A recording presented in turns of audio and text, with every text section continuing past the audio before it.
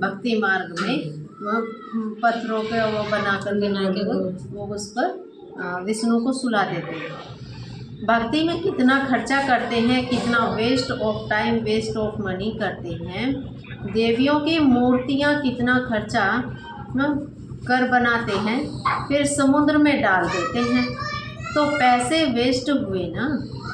यह है गुड़ियों की पूजा। कोई के भी ऑक्यूपेशन का किसको पता नहीं है। ये जो विष्णु लेटा हुआ दिखाते हैं ना, चांदपुर में स्याऊ गांव है, स्याऊ के अंदर जाओ ना, तो बहुत बड़ा मंदिर बनाया हुआ है। उसके अंदर बहुत अच्छे मतलब मंदिर बनाए हुए हैं। तो तालाब दिखाया हुआ है, तालाब के अंदर जा कर के बना विष्णु को लेटा हुआ दिखाया गया है, और नाभि से ब्रह्मा को निकलते हुए ब्रह्मा ऊपर दिखाया हुआ है। ये चित्र दर्शाया हुआ है उसके अंदर।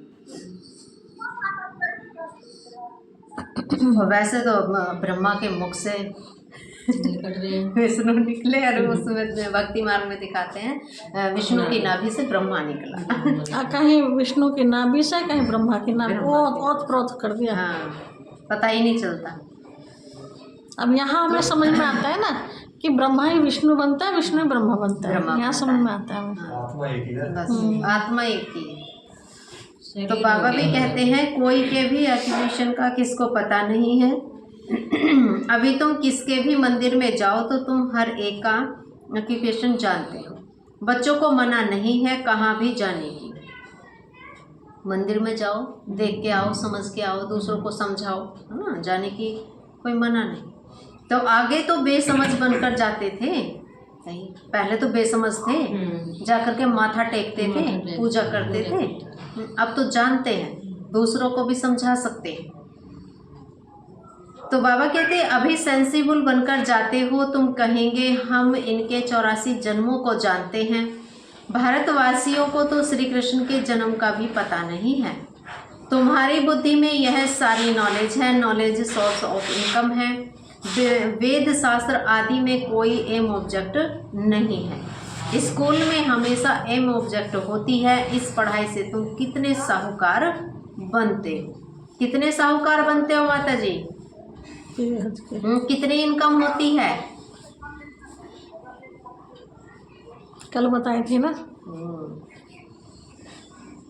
कोई बिजनेस करने की जरूरत नहीं पड़ती। बिजनेस करने की जरूरत नहीं पड़ती है। इस समय पर पढ़ाई पढ़ करके इतनी कमाई कर लेते हैं कि यहीं पर इकट्ठी हो जाती है, जो 21 जन्मों तक चलती है। तो ये बिजनेस है सबसे बड़ा, ये बिजनेस है। इसमें लापरवाही होती है। बिजनेस कर लिया तो फिर वहाँ क्या जरूरत पड़ रही है? यही कर रहे हैं ना, तो बांट लेंगे उतना ही वहाँ पर बढ़ जाएगा। कमाई का साधन है ये, सोर्स ऑफ इनकम। तो ज्ञान से होती है सदगति। इस नॉलेज से तुम संपत्तिवान बनते हो। तुम कोई भी मंदिर में जाएंगे तो झट समझेंगे यह किसका यादगार है। जैसे देलवाड़ा मंदिर है वह है जड़, यह है चैतन्य। हूबहू जैसे यहाँ झाड़ में दिखाया है वैसे मंदिर बना हुआ है। नीचे तपस्या में बैठे हैं, झाड़ में दिखाया है ना, तपस्या में बैठे हैं, तपस्या में बैठे हैं, वैसे ही वहाँ पर भी दिखाया हुआ है। ऊपर छत में सारा स्वर्ग है, बहुत खर्चे से बनाया हुआ है। यहाँ तो कुछ भी नहीं है। भारत 100% सॉल्वेंट पावन था, अभी भारत 100% इंसॉल्वेंट पतित है। क्योंकि यहाँ सब विकार से पैदा होते हैं, वहाँ गंदगी की बात नहीं होती। गरुड़ पुराण में रोचक बातें इसलिए लिखी हैं कि मनुष्य कुछ सुधरे, परंतु ड्रामा में मनुष्यों का सुधरना है नहीं। अभी ईश्वरीय स्थापना हो रही है, ईश्वर ही स्वर्ग स्थापन करेंगे ना, तो उनको ही हेमनली गॉड फादर इसमें कहा जाता सारी कहानी दे रखी है। सुधर जाएंगे तो फिर सभी थोड़ी स्वर्ग में जाएंगे। ड्रामा में लोग बिगड़ेंगे।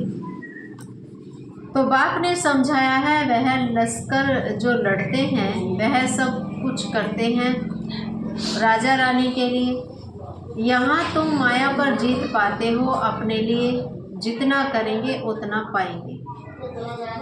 तुम हर एक को अपना तन मन धन भारत को स्वर्ग बनाने में खर्च करना पड़ता है, तो जितना करेंगे उतना ऊंच पद पाएंगे। यहाँ रहने का तो कुछ है नहीं, यहाँ थोड़ी सदा के लिए रह जाएंगे, अभी के लिए ही गायन है। कहते भी हैं, किनकी दबी रहेगी धूल में, किनकी राजा खाए, किनकी चोर हो जाए, किनकी आग जलाए। सफली होगी उनकी जो जो धनी के अर्थ लगाए। शिव बाबा के काम में लगाए। धनी कौन है? शिव बाबा ही है ना।